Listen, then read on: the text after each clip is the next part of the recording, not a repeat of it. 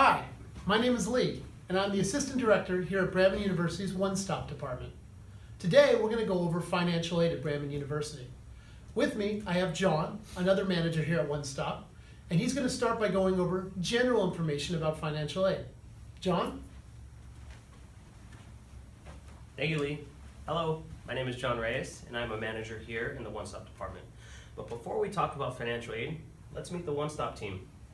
Now, One Stop is available Monday through Friday from 8 a.m. to 5 p.m. Pacific Standard Time.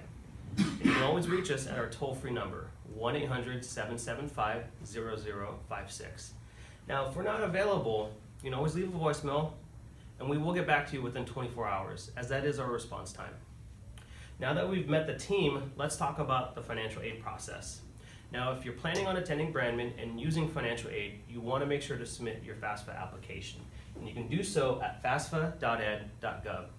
Keep in mind, for as long as you're planning to use federal aid, you need to submit your FAFSA every year. You also want to make sure to put Brandman school code, which is listed right here. And important information to keep in mind is that your 2017-2018 FAFSA is based off of your 2015 income. For 2018-2019, that is going to be based off of your 2016 income. Well, if you've applied for financial aid, let's go ahead and talk about the verification process. Now, the Department of Education chooses students for verification, and they do so 30% of students at random. However, if you have conflicting information on your FAFSA, you may be chosen for verification. Now, there are some requirements that are generally required for verification. A verification worksheet to confirm your household size. You may also need to obtain, this is going to be from the IRS, a tax return transcript for the tax year being verified. Please keep in mind, this is not your tax return, but the tax return transcript. Now, other items may be requested if information on your FAFSA needs verifying. Now that we've talked about the verification process, let's talk about dependency status. Undergraduate students apply as independent or dependent students. Now, the federal government considers students dependent if they're under the age of 24, they're not married, they have no children, and they're not in the military. Again, these rules are set in stone by the federal government, and your grant eligibility is based on your parents' income. Regardless of your living arrangements, if you fall within these parameters, you are considered a dependent student. After dependency, we're going to go ahead and talk about eligible FAFSA grants. Now, there's two types of grants that students are eligible for based off of their FAFSA: the federal Pell Grant, the Cal Grant. Pell Grant is available to undergraduate students, and students are eligible for up to $8,880 per academic year. If you want to break down that further, it's $740 per class, up to 4 classes a trimester. Now, your eligibility is based off of the number of classes you're enrolled in and your expected family contributions, or your EFC. And an important reminder is that you're eligible for up to a max of 6 years. Now, these 6 years do not need to be consecutive, but it is capped at 6 years. For Cal Grant, this is eligible for California residents only, and it's based off of your qualifying GPA. Now, that GPA must be certified by your previous school no later than March 2nd. Keep in mind that March 2nd date, as you must complete your FAFSA prior to March 2nd for the next academic year. All right, now that we've talked about FAFSA grants, talk about Stafford loans. This is the general federal aid that students receive. It's offered once a FAFSA is completed, packaged, and awarded. And students are awarded based off of their academic level. For undergraduate students, you're awarded from freshman to senior, and for graduate level students, it's master's or doctoral. Now, you can see the different loan amounts here for independent undergraduate students, dependent undergraduate students, and graduate students. If you're an undergraduate student, important information to keep in mind is that the 2017-2018 interest is 4.45%. And part of your loan will be subsidized by the government, but as you see based off of the amounts, that is a cap on the subsidized amount. The remainder of your loan will be unsubsidized. For graduate level students, you're eligible for up to $20,500 per year. The interest for 2017-2018 is going to be 6%, and your loan is only unsubsidized. You don't qualify for subsidized. One important reminder is the federal government charges an origination fee of 1.066% from each loan disbursement. Don't worry, this will be taken off before the aid disperses to your account. Now that we've talked about Stafford loans, let's go ahead and talk about how students can obtain additional loan money. If you're a dependent undergraduate student or a doctoral student, you do have options on how to obtain additional federal aid. That's the Parent Plus loan and the Graduate Plus loan. Things to keep in mind regarding these loans. They're at a 7% interest rate. There's a 4.27 origination fee, and they are credit-based. So keep that in mind if you're dependent or doctoral, you do have other options. Now that we've talked about the plus loans, let's talk about aggregate loan limits. One thing that we always preach to our students here at Brandman is responsible borrowing. But what does responsible borrowing look like? It's knowing what the federal lifetime cap is, as well as what your responsibility is as a student. For a lifetime limit, undergraduate students are eligible for up to $57,500 in federal aid. Graduate students, it's $138,500.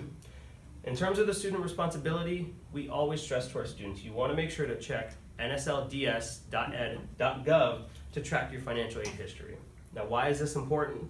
Well, this helps you track how much you've taken out in loans, and for responsible borrowing, you always want to make sure that you do not take out more than you're going to need.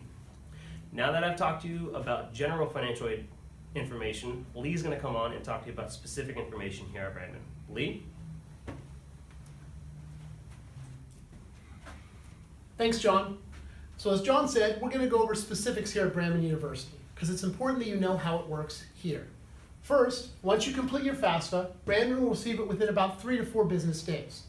It's important that if you've used your FAFSA at another school within the same academic year, that you contact them to cancel all pending aid. If they've awarded you at their school, we cannot award you here. Now, once we do receive your FAFSA and all verifying documents have been satisfied, an award letter will be created based on your EFC and academic level. The award letter will be printed and mailed to you. This award letter will indicate how much financial aid you'll get per each trimester.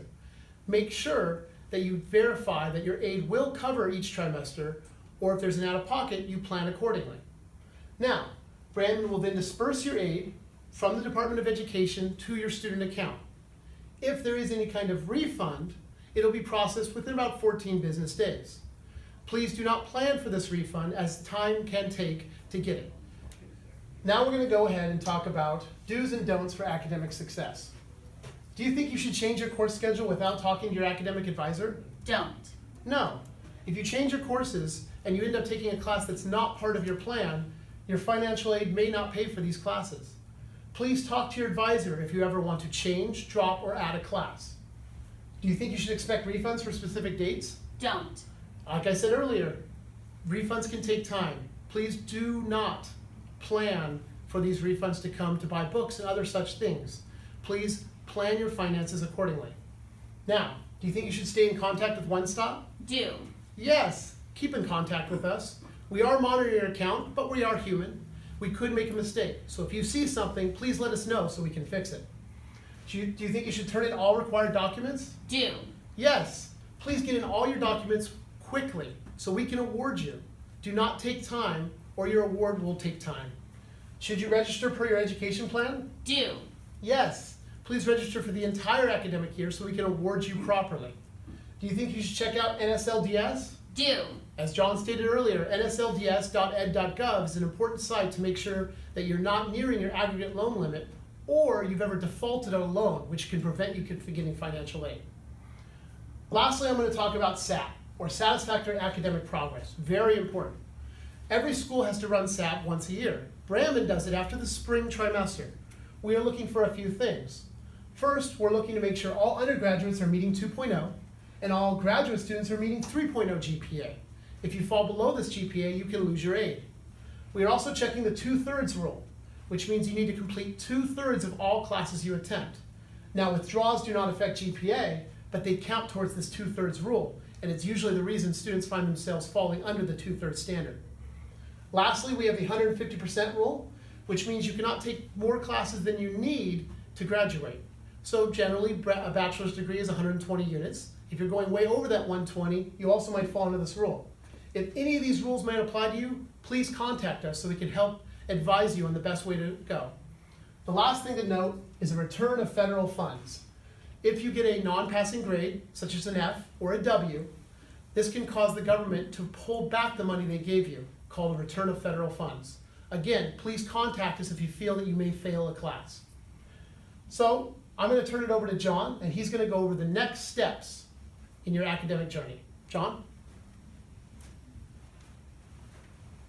Thank you, Lee. So what are your next steps? Well, if you're already going through the application process, we recommend you stay in contact with your enrollment coach. As you see, here's the number for the enrollment center.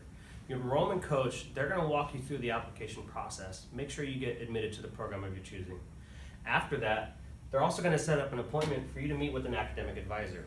Now, once you meet with an academic advisor, they're going to build your education plan. And that's going to be important for when you meet with the one-stop specialist. We're going to compare your aid with your education plan. Once you've met with advising and one-stop, you're then going to attend our new student orientation, which we're then going to talk to you about what are the successful strategies on how to be a great online student here at Brandman. Now, if you have any questions, concerns, or you'd like to meet with us for a personalized appointment, you can always contact One Stop. We'd be more than happy to talk to you. Once again, here's our toll-free number, as well as our email address. Please reach out to us. We'd be more than happy to set up an appointment for you. You may be asking, what is our goal? Well, our goal is to get you here. We want to make sure that you get to graduation, that you experience the rush that you get from walking across the stage and completing your academic journey. Thank you for joining us today. We look forward to working with you. Welcome to Brandman.